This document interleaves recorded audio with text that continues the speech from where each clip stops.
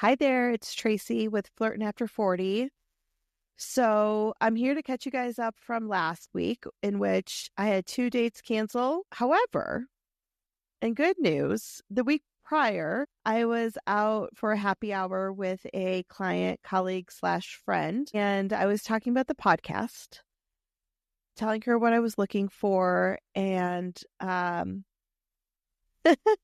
she remembered, bless her soul, that her boyfriend had a brother that was single and my age. How have we been working together for 8 months and this has just come up? Regardless, she made it happen. She set up a blind date, a blind double date for us. And this was last Friday.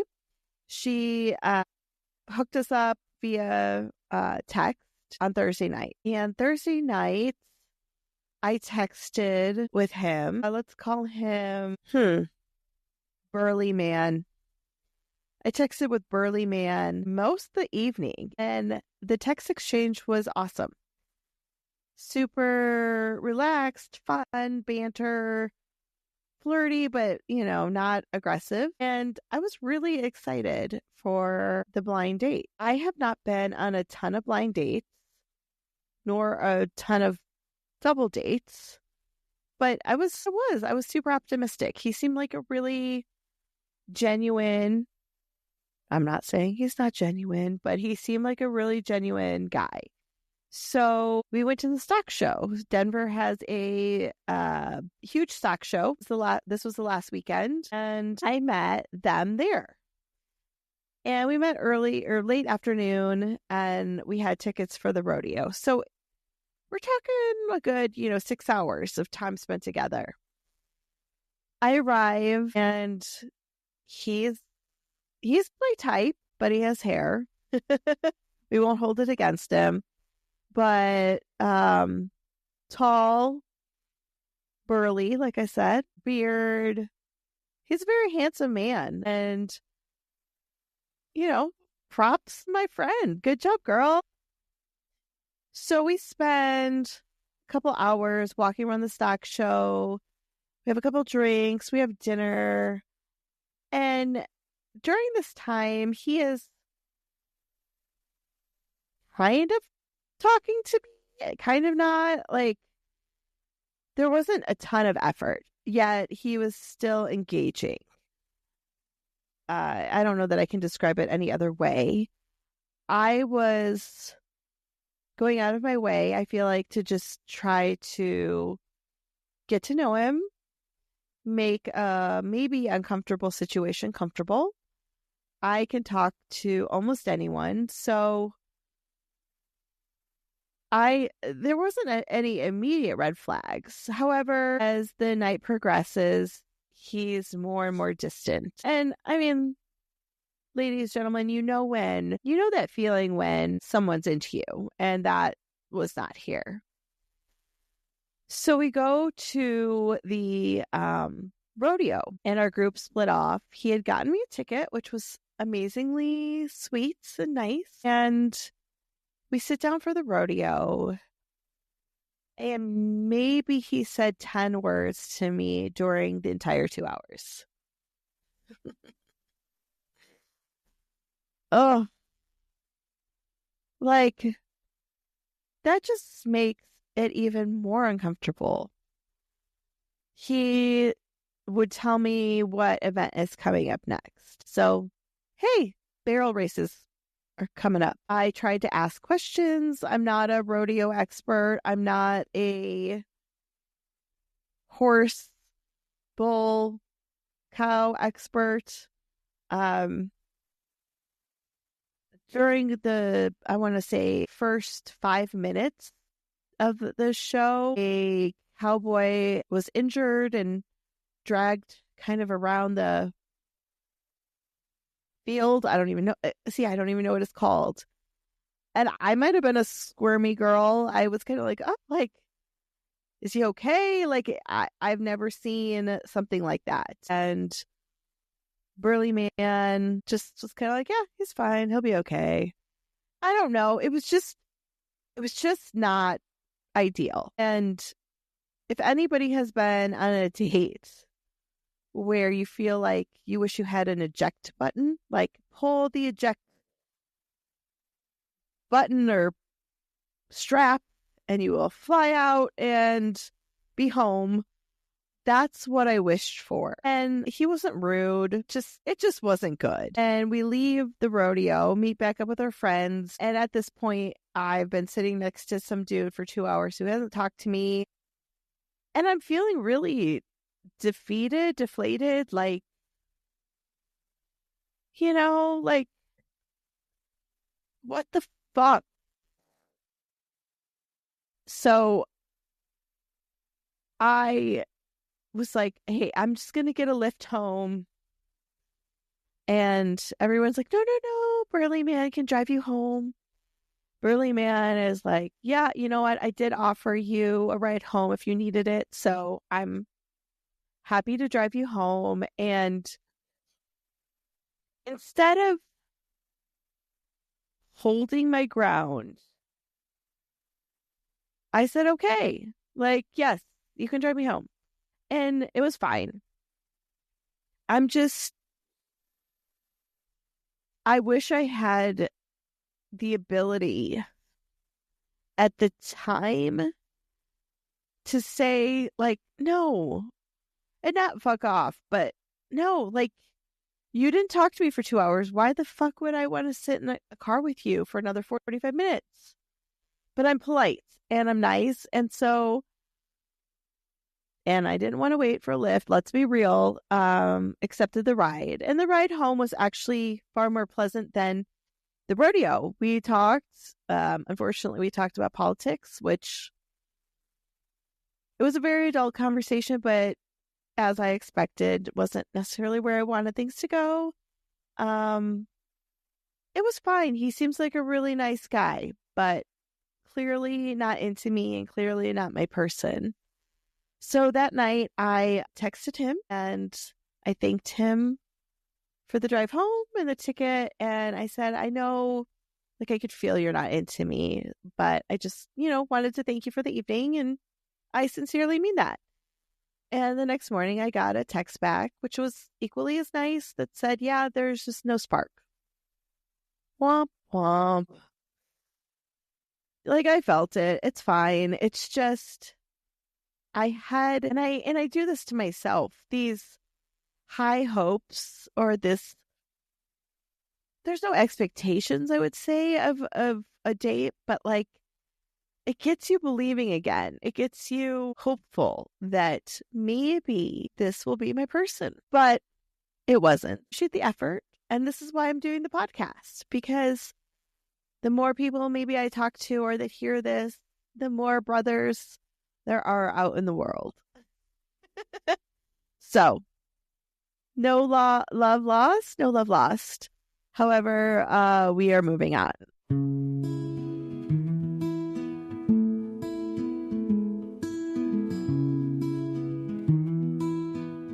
All right. So tonight's story, I kissed a girl.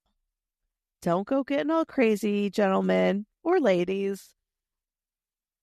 This is a really I say semi, in quotes, non-spicy story.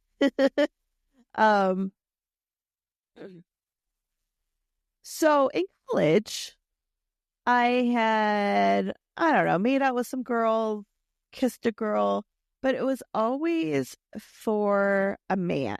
It was always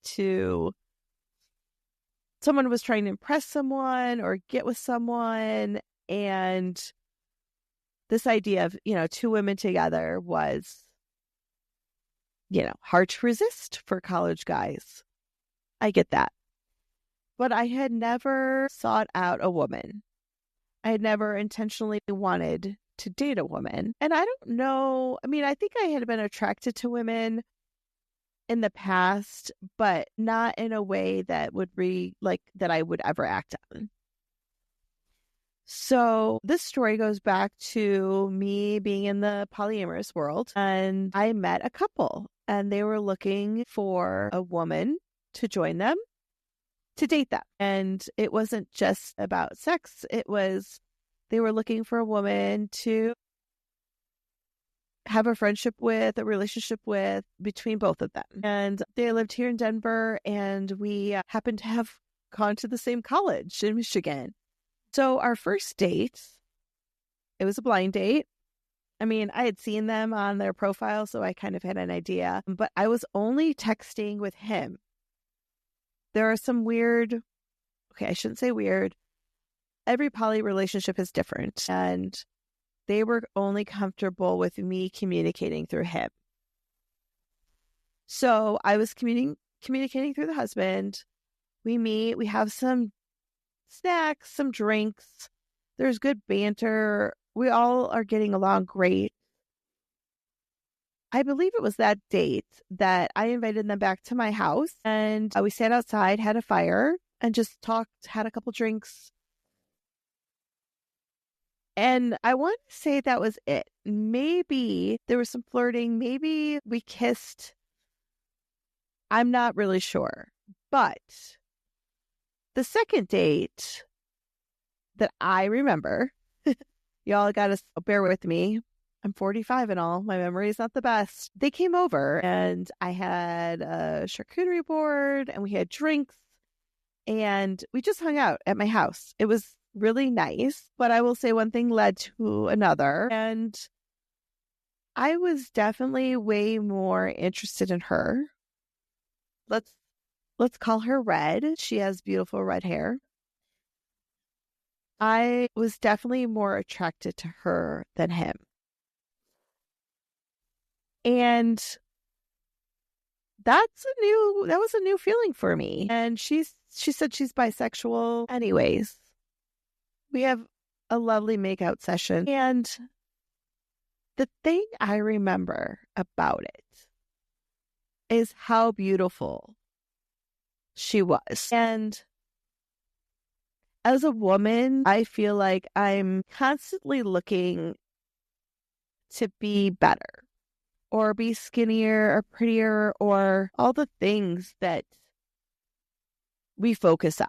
And during this evening, God, she was kind of a goddess.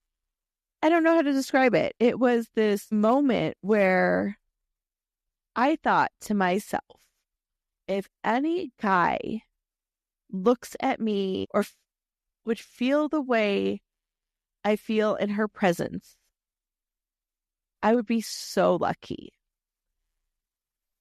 And it made me just kind of stop and think about how fucking amazing women are. Because here's this woman, she's, I don't know, I would say curvy,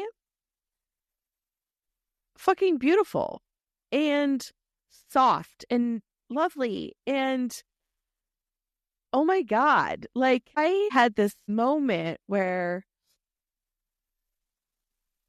if I could see her in that light, like, God, I hope someone could see me in the same way. Like, she's so fucking beautiful and powerful and amazing. I say that with this love that never went anywhere. But what it taught me, or what I guess I learned, was just that I should give myself more grace. And I want that. I want someone that looks at me in that same way, because she's amazing. She's so beautiful, and she deserves that. Sorry, man. It's not that you're not beautiful, but like, it was a whole nother level of beauty for me, and appreciation for women or women's bodies, and the acknowledgement that beauty isn't one size fits all either. I don't know. So our relationship continued. However, not much longer. I got the impression that she was looking to find somebody for her husband to fill a gap. And I don't know, a couple dates later, it was his birthday. We all went out to a lovely dinner, and ended back up at my place and had a good time. But I knew then it wasn't about me. It was about them and their relationship and what they were trying to work through. And that's okay. Another not so successful poly story, but I still take it as a very successful moment in my life, a very meaningful chapter, because she opened my eyes to a lot of other things. And this has zero to do with him. And I'm sorry to say that, but the goal, I think, on their behalf was, like I said, to find someone for him so that she could go off and be with another partner. And I was not into him. I was into her, and she was not into me. She was into somebody else. And isn't that the way it goes? Oh, but I don't know. I encourage anybody that is open to exploring to explore, because I never would have had that experience had I not agreed to meet them. And they're great people. So this experience taught me a few things. Like, it taught me that it's okay to explore outside of things you know. It's okay to feel things you haven't felt. It's okay to be wildly attracted to the same sex. My attraction doesn't mean that I'm not equally or more attracted to men. She just was such an amazing person that I allowed myself the freedom to explore. And it didn't work, which is fine. But God, I just saw and learned to see women in such a different way. And I'm not sexualizing it. It's purely, if someone could see me like I saw her, that's my biggest wish. And I can't even put it into words, but the beauty that women have, it's fascinating. So the point of the story is that I don't think there's rules. There shouldn't have to be rules in what you do or what you're looking for or what you want out of a relationship or who it's with. It was one of the most beautiful relationships that I had, and it lasted not long. But I learned a lot very quickly. So, yes, I kissed a girl and I liked it. And I've kissed many since. Because why not? Women are fucking amazing. All right. Moving on to our funny of the day. A gentleman, name will remain unsaid. He's 43 years old. I'm very laid back, just looking for someone to vibe and connect with. It's wintertime. Let's snowboard or join the Mile High Club or go half on a baby. Fuck! What is wrong with people? I really don't know how to navigate this world. Like, half on a baby? On a dating? Mile High Club, fine. I guess. I mean, did you guys know? I just read there's a plane you can rent to achieve your Mile High Club fantasy. Yeah, there's a bed, champagne.